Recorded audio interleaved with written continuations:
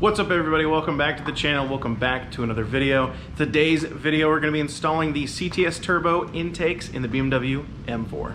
So when it comes to intakes for the F chassis, M3 and M4, there's pretty much two types of intakes you can go for. You can go for the traditional type that's just going to be taking up, the normal space and the normal places that your regular OEM intakes are. And then you've got front mount intakes, which would end up coming out right behind the grille to get more of direct airflow. For me and for what I want, I don't think that I really needed the front mount intakes, especially not for, in some cases, triple the price. So I just went for the traditional intakes. That's what we're going to be installing today. So here are the intakes that we're going to be installing. They're actually in really great shape. This is actually a used set that I got off my buddy James, or What's Your Forte that I've mentioned before. He actually rocked them on his M4 for only a few months before he sold the car. So they're in great shape, and I got them for a great deal too. But we're going to start getting some of these parts taken off. Pretty much to access the intakes, we need to take off first the strut brace, as well as those two plastic housings on the back corners. From there, we should be able to actually access our intakes and get some of these plastic components out of the engine bay.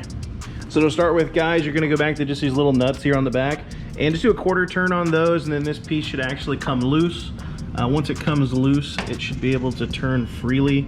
I'm gonna end up turning this all the way over to the side, put a little cloth right here to protect the paint. Do the same for the other side, and then that is going to reveal these bolts that we need to get out to get the carbon strut brace removed. All right, we have our little wings fanning out, as Eric likes to call them. And then we have bolt-wise, we've got 8 13 millimeters. So there's 3 over there, 2 up front, and then you have, of course, 3 more on the other side, and then you have 1 10 millimeter right here. Let's go ahead and get those taken off so we can remove the strut brace.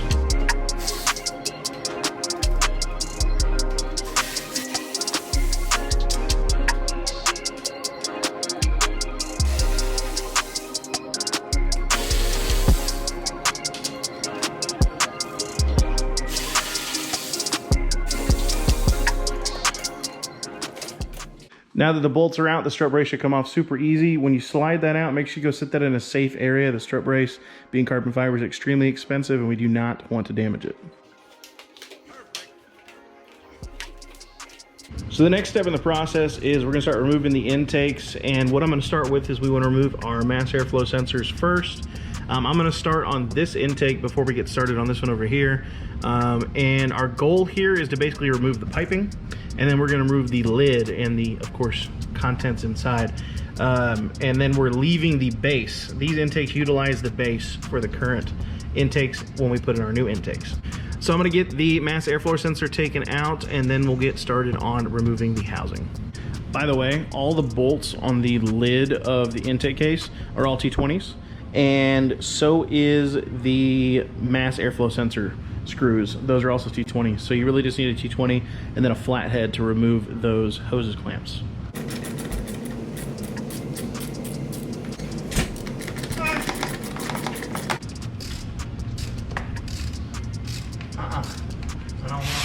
I don't want it. I want to do it manually, sir. I don't need your gadgets. No, I don't want it.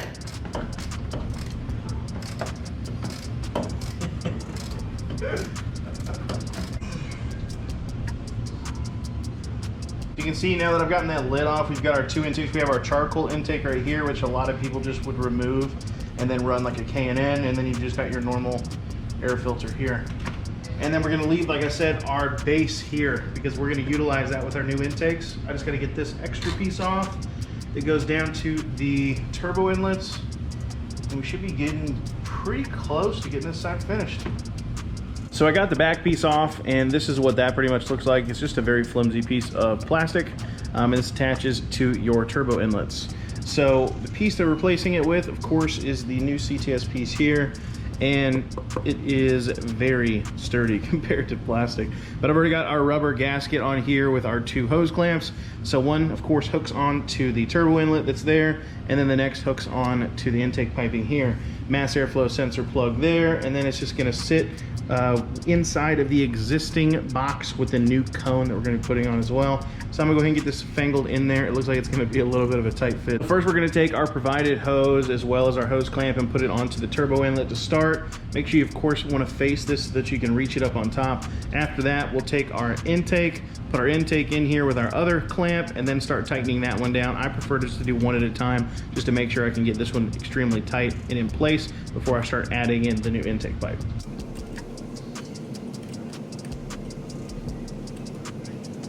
So I have the hose with the clamp now on the turbo inlet. 1 point for a tip here. Make sure you put your mass airflow sensor in before you try to fit this onto the hose. You will thank me later. It is a tight fit.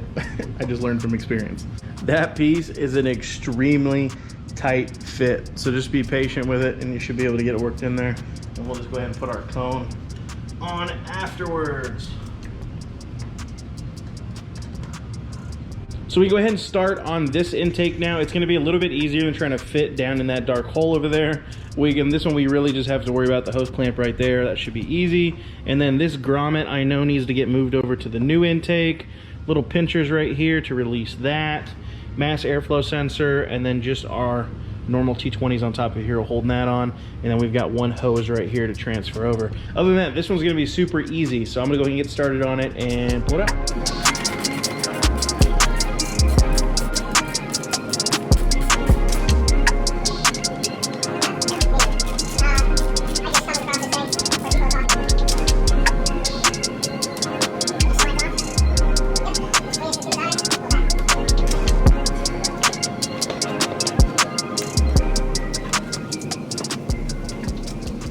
All right, we got the other intake out, another charcoal filter, another regular air filter here.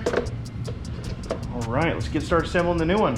So like I mentioned, there's a grommet that sits down here at the base. I already went ahead and transferred that over. You really just press it into here, and then you can see there's a little square on the base.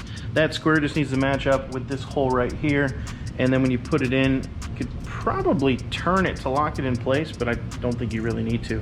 But yeah, so we're gonna go ahead and put this in, and I'm gonna go ahead and put my mass airflow sensor on, of course, first, and we'll start plugging everything in as it was.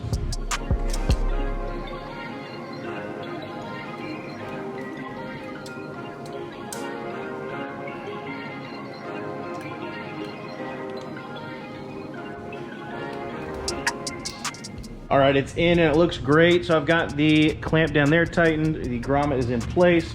Hose back here is connected, mass airflow sensor is tightened down and in place, and the cone is tightened on top as well. And like I mentioned, of course, we're using the bases of the original intakes, but it overall looks great. I love the look of the CTS turbo. I think it's very simplistic. I love the wrinkle black texture to the pipes. Overall, I think it's a very clean look for what I want to do it, and pretty much next we just start putting everything back on. So I'm gonna start by putting these strut brakes back on, replacing our 13mm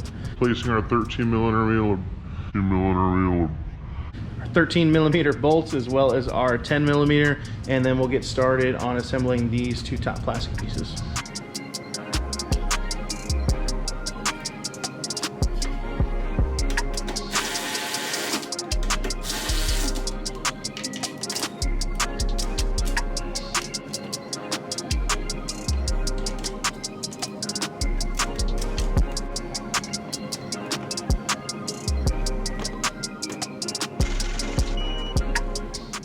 All right, everything is installed again. It looks absolutely amazing. The intakes, I think, just flow with everything and look really good. So the next part, let's hear how they sound. So I've already taken a sound clip of what the car sounded like completely stock from pretty much an angle right here. And now I'm gonna go ahead and do one with the new intakes and see if we can tell the difference.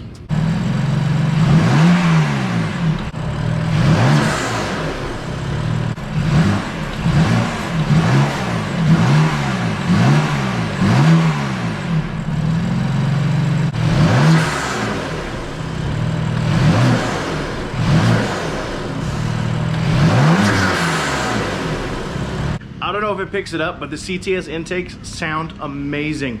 The difference, at least in person, is so huge. I am extremely impressed with these. Their look, their fitment was great, and of course the sound. Now there's not gonna be really a whole lot of performance aspects, but those carbon fiber air scoops that I installed a couple videos ago in the front grills are also gonna help with that sound too. But if you guys enjoyed this video, I am gonna have all of the tools and parts and everything I used today, of course, linked down in the description. If you enjoyed the video, make sure you go down and click that like button. Be sure to subscribe to the channel. As always, I appreciate you guys watching, and I'll see you guys in the next one. Has really bad reactions, all sorts of fucking shit. Well, the reactions to it, you gotta be shitting me. What's that? I just dropped a bolt. Well, it wasn't me, so.